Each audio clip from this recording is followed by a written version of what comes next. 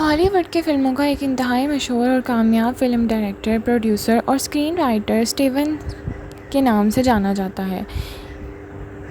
یہ ایک کٹر یہودی ہے۔ اس کی فلموں کے موضوعات اکثر یہودیت کے حوالے سے ہی ہوتے ہیں۔ سن 1981 میں اس نے ایک film Raiders of the Lost Ark کے نام سے بنائی۔ یہ فلم جنگ عظیم کے پس منظر پر بنائی گئی تھی۔ اس فلم میں دکھایا جاتا ہے کہ جرمن نازی تابوت سکینہ کی تلاش میں مصر کے آثار قدیمہ کی کھدائی کرتے ہیں تاکہ اس تابوت کی برکت سے جنگ میں کامیابی حاصل کر سکیں۔ دوسری جانب امریکی خفیہ اداروں کے کچھ افراد فلم کے آرکیالوجسٹ ڈاکٹر جونز کو جرمنوں کے اس منصوبے کے بارے میں پتہ لگ جاتا ہے اور اسے معاوضے پر اس بات کے لیے تیار کرتے ہیں کہ وہ جرمنوں کے اس منصوبے کو ناکام کرے۔ قصہ مختصر، ڈاکٹر جونز مصر روانہ ہو جاتا ہے اور بڑی مشکلات سے زمین کے نیچے دفن تابوت سکینہ تک جرمنوں سے پہلے پہنچ جاتا ہے، لیکن عین اس وقت تابوت سمیت جرمنوں میں چڑھ جاتا ہے۔ جرمن افسران تابوت کو قبضے میں لے لیتے ہیں، مگر اسے اپنی حکومت کے حوالے کرنے سے پہلے اس کی اصلیت جانچنے کا ارادہ کرتے ہیں۔ ایک خفیہ جگہ پر اس صندوق کو کھولا جاتا ہے۔ صندوق کے کھلنے پر اس خفیہ غار میں گویا قیامت سی آ جاتی ہے۔ تمام افسران، فوجی اور عملے کے لوگ جو اسے دیکھ رہے ہوتے ہیں، ان پر صندوق میں سے برآمد ہونے والی بلائیں حملہ کر دیتی ہیں اور آن کے آن میں غار میں موجود تمام لوگوں کے جسم پانی کی طرح پگھل جاتے ہیں، جبکہ ڈاکٹر جونز، جو کہ اس موقع پر اپنی آنکھیں سختی سے بند کر لیتا ہے، وہ زندہ بچ جاتا ہے۔ وہ صندوق کو لے کر امریکی حکومت کے حوالے کر جاتا ہے، جو اپنی تحویل میں لے کر اسے انتہائی محفوظ جگہ پر چھپا لیتے ہیں۔ یہ ایک مثال ہے جس کا مقصد اس صندوق یعنی تابوت سکینہ کو یہودیوں کی نظر میں اہمیت کو اجاگر کرنا ہے۔ صرف یہی فلم نہیں، ہزاروں فلمیں ڈاکٹر اس تابوت سکینہ پر بنائی جا چکی ہیں، جن میں اس کی اہمیت اور اس کی تلاش کے حوالے سے کوششیں دکھائی گئی ہیں، لیکن حقیقت یہ ہے کہ اس صندوق تک آج تک کسی کی رسائی نہیں ہو سکی۔ ناظرین، یہودی آج بھی ماہرین آثار قدیمہ کا روپ دھارے ملکوں کھدائی کرتے پھرتے ہیں، لیکن آج بھی اس میں ناکام ہیں۔ اس صندوق میں کیا ہے؟ یہ صندوق یہودیوں کے لیے زندگی موت کا مسئلہ کیوں بنا ہوا ہے؟ یہودی اس صندوق کا کیا کرنا چاہتے ہیں؟ سب سے پہلے ہم قرآن پاک میں دیکھتے ہیں کہ اس صندوق کی کیا اہمیت تھی اور اس میں کیا تھا۔ ہمارے لیے قرآن پاک سے بڑھ کر اور کوئی حوالہ تو ہو ہی نہیں سکتا۔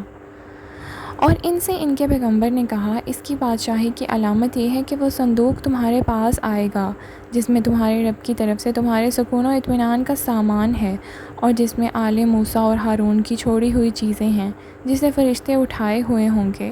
اگر تم ایمان والے ہو تو یقیناً اس میں تمہارے لیے بڑی نشانی ہے۔ اس آیت مبارکہ میں لفظ تابوت کا مطلب صندوق اور سکینہ کا مطلب ایسا سامان جس سے دل کو سکون اور راحت ملے، یعنی اس صندوق میں ایسا سامان تھا جس کی برکت سے دلوں کو مضبوطی اور تسکین ملتی تھی۔ تفاسیر کے مطابق یہ صندوق سب سے پہلے حضرت آدم علیہ السلام پر جنت سے اتارا گیا تھا۔ شمشاد نامی لکڑی سے بنا ہوا یہ صندوق تھا۔ اس مقدس اور متبرک صندوق میں حضرت آدم علیہ السلام اپنا ضروری سامان رکھا کرتے تھے۔ یہ صندوق نسل در نسل چلتا ہوا حضرت یعقوب علیہ السلام تک جا پہنچا۔ حضرت یعقوب علیہ السلام کا دوسرا نام اسرائیل تھا۔ ان کی اولاد بنی اسرائیل یعنی اولاد اسرائیل کہلاتی تھی۔ حضرت یعقوب علیہ السلام کے ایک بیٹے کا نام یہودا تھا، جن کی نسل کو ہم یہودیوں کے نام سے پکارتے ہیں۔ یہ صندوق بنی اسرائیل کے پیغمبروں کے پاس آ گیا۔ یہودیوں کے پہلے رسول حضرت موسیٰ علیہ السلام تھے۔ یہ صندوق ان کے زیر استعمال رہا۔ اس میں آپ علیہ السلام اپنا عصا مبارک اور آپ پر نازل ہونے والی تورات کو لوحے رکھا کرتے تھے، یعنی اس صندوق میں انبیاء کے معجزات کی اشیاء محفوظ ہوتی تھیں۔ حضرت موسیٰ علیہ السلام اور حضرت ہارون علیہ السلام کے دنیا سے رخصت ہونے پر ان کے لباس، عصا مبارک، امامہ مبارک اور آسمان سے اتارا جانے والا من و سلبہ بھی اس صندوق میں محفوظ کر دیا گیا۔ یہ معجزات اللہ کی طرف سے ان انبیاء پر اتارے گئے تھے، چنانچہ ان کی برکت سے اس صندوق کو خاص فضیلت حاصل تھی۔ بنی اسرائیل کے لوگ اس صندوق کو بے حد احترام کرتے تھے۔ اس کی وجہ یہ تھی کہ اس صندوق کی برکت سے ان کو بہت زیادہ فوائد حاصل ہوتے تھے۔ کبھی کوئی آسمانی آفت آئی تو یہ اس صندوق کے سامنے بیٹھ کر دعا کرتے تو وہ آفت حیرت انگیز پر فوراً ٹل جاتی۔ کبھی زلزلہ، سیلاب خوفناک آندھی اور طوفان آتا تو یہ تابوت سکینہ کے وسیلے سے دعا کر کے اس سے نجات پا لیا کرتے تھے۔ اسی طرح جنگ و جدل کے دوران بڑے سے بڑے لشکر کے ساتھ مقابلہ کرتے وقت صندوق فوج کے آگے لے کر چلنے، جس کی برکت سے ان کے حوصلے بھی بلند ہو جاتے اور دشمن کی افواج پر کم سے کم جانی نقصان کے بدلے نقصان غالب آ جاتے۔ خاص موقعوں اور تہواروں پر یہ صندوق کو عزت و احترام سے کندھوں پر اٹھا کر جلوس نکالا کرتے تھے۔ اس مقصد صندوق کی حفاظت کے لیے فوج کا ایک خاص محافظ دستہ تعینات ہوتا تھا۔ یہ قوم بہت عجیب و غریب عادات کی مالک تھی۔ ایک طرف تو صندوق اور اس میں موجود اشیاء کا احترام اس قدر کہ تصور بھی نہیں کیا جا سکتا، دوسری طرف اللہ کے احکامات سے مکمل روگردانی کرنا ان کا معمول بن چکا تھا۔ یہ نہایت ضدی، اٹیل، مغرور اور سرکش لوگ تھے، حد سے زیادہ لالچی، مال و دولت سے محبت کرنے والے اور ظالم تھے۔ اپنے انبیاء اور علماء کی روک ٹوک پر ان کو خوفناک اذیتیں دیا کرتے تھے۔ جب ان کی سرکشی حد سے بڑھنے لگی تو اللہ پاک نے ان کو عذاب دینے کے لیے ان پر قوم عمالقہ مقرر کر دی۔ اس قوم کے بادشاہ جالوت نے ان پر انتہائی زبردست حملہ کیا، ان کی بستیاں اجاڑ دیں، شہروں کو جلا کر راکھ کر دیا، بے شمار لوگوں کو قتل عام کر کے ہلاک کر دیا اور ان کا تابوت سکینہ چھین کر ساتھ لے گیا۔ مفسرین کے مطابق اس نے اس تابوت کو گندگی کے ڈھیر پر پھینک دیا تھا۔ تابوت کی اس بے حرمتی پر اللہ کی طرف سے قوم عمالقہ پر اللہ کا عذاب نازل ہوا۔ جس شہر کی گندگی کے ڈھیر پر یہ صندوق پھینکا گیا تھا، اس شہر میں ایک عجیب سی وبا پھوٹ پڑی جس کا کسی حکیم معالج کے پاس کوئی علاج بھی نہ تھا۔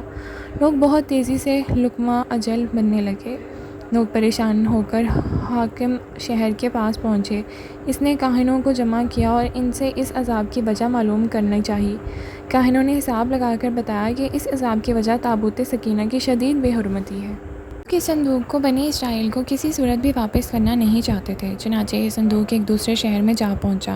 حیرت انگیز طور پر صندوق پہنچانے کے بعد اس شہر میں بھی وہی خوفناک مرض پھوٹ پڑا اور ہزاروں کی تعداد میں روزانہ انسان مرنے لگے۔ کہا جاتا ہے کہ اس صندوق کی وجہ سے اس قوم کی 5 شہر مکمل طور پر تباہ ہو گئے۔ مختلف آفات، امراض نے اس قوم کو اپنی لپیٹ میں لے لیا۔ اس پر فیصلہ کیا گیا کہ یہ تابوت واپس بنی اسرائیل کو دے دیا جائے گا۔ صندوق کو ایک بیل گاڑی پر رکھا گیا اور اسے شہر سے نکال دیا گیا۔ خدا کی قدرت سے بیل اس صندوق کو لے کر بنی اسرائیل کے ملک کی طرف روانہ ہو گئی۔ دوسری جانب اس زمانے میں بنی اسرائیل میں حضرت شموئیل علیہ السلام مبعوث کیے گئے تھے۔ حضرت شموئیل علیہ السلام طالوت کو جو کہ ایک نیک انسان تھے، بنی اسرائیل کا بادشاہ بنانا چاہتے تھے، جبکہ بنی اسرائیل حسب معمول سرکشی اختیار کیے ہوئے تھی، اپنے نبی کے کسی بات پر عمل کرنے کو تیار نہیں تھے۔ آخرکار قوم کے سرداروں نے جان چھڑانے کی خاطر حضرت شموئیل علیہ السلام سے مطالبہ کیا کہ اگر وہ اللہ کے سچے ہیں اور چاہتے ہیں کہ ان کا حکم مانا جائے تو وہ دعا کریں کہ ان کا قیمتی اور مقدس تابوت سکینہ ان کو واپس مل جائے۔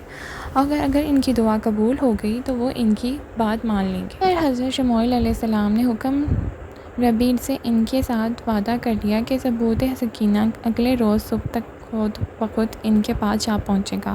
اس پر سردار ان کا مذاق اڑانے لگے، کیونکہ وہ قوم عمالقہ کی زبانہ سے اچھی طرح واقف تھے اور جانتے تھے کہ ان کے قبضے سے اس تابوت کو واپس ملنا ناممکن ہے۔ اگلے روز بیل گاڑی پر لدا ہوا تابوت سکینہ ان تک جا پہنچا، جس پر حسب وعدہ انہوں نے اپنے نبی کا حکم مان کر طالوت کو اپنا بادشاہ تسلیم کر لیا۔ اوپر والی قرآن پاک کی آیت میں اسی واقعے کا ذکر کیا گیا ہے۔ تابوت سکینہ دوبارہ حاصل ہونے پر اس قوم کی جالات میں ایک بار پھر بہتری آنے لگی، لیکن ان کے اعمال وہی رہے۔ پھر حضرت داؤد علیہ السلام کا دور آیا۔ اس وقت تک یہ قوم خانہ بدوشوں کی سی زندگی گزار رہی تھی اور تابوت سکینہ بھی ایک خیمہ میں ہی رکھا گیا تھا۔ حضرت داؤد علیہ السلام نے ان کے لیے ایک عبادت گاہ تعمیر کرنے کا ارادہ کیا، جسے ان کے بعد ان کے بیٹے حضرت سلیمان علیہ السلام نے بیت المقدس کے مقام پر عظیم الشان عبادت گاہ کی شکل میں پایا تکمیل تک پہنچایا۔ تابوت سکینہ کے خیمے سے نکل کر اس عبادت گاہ میں رکھ دیا گیا۔ اس عبادت گاہ کے تابوت سکینہ والے حصے میں سوائے انبیاء اور سب سے بڑے عالم کے کسی کو جانے کی اجازت نہ تھی۔ حضرت سلیمان کی وفات کے بعد آپ کی انگوٹھی مبارک بھی اسی تابوت میں محفوظ کر دی گئی۔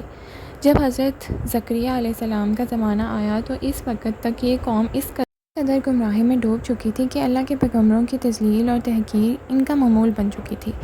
ان پہ ظلم و تشدد ان کے لیے عام سی بات ہو گئی تھی۔ حضرت زکریا علیہ السلام کو زندہ آرا سے چیرا گیا اور بعد میں ان کے بیٹے حضرت یحییٰ علیہ السلام کو انتہائی بے رحمی سے قتل کر دیا گیا تو اللہ تعالیٰ ان سے سخت ناراض ہو گئے۔ یہ حضرت عیسیٰ علیہ السلام کی پیدائش 586 سال پہلے کی بات ہے کہ حضرت یحییٰ علیہ السلام کے قتل تھوڑے ہی عرصے بعد عراق کے بادشاہ بخت نصر نے اسرائیل پر بہت بڑا حملہ کیا۔ اسرائیل کی اینٹ سے اینٹ بجا دی، لاکھوں یہودی قتل کر دیے اور لاکھوں کو غلام بنا کر ساتھ لے گیا۔ بیت المقدس کو مکمل تباہ کر دیا گیا اور اس میں رکھے تابوت سکینہ کو قبضے میں لے لیا۔ یہ وقت بنی اسرائیل پر تاریخ میں سب سے کڑا وقت تھا۔ بخت نصر نے تابوت سکینہ کا کیا کیا، یہ آج تک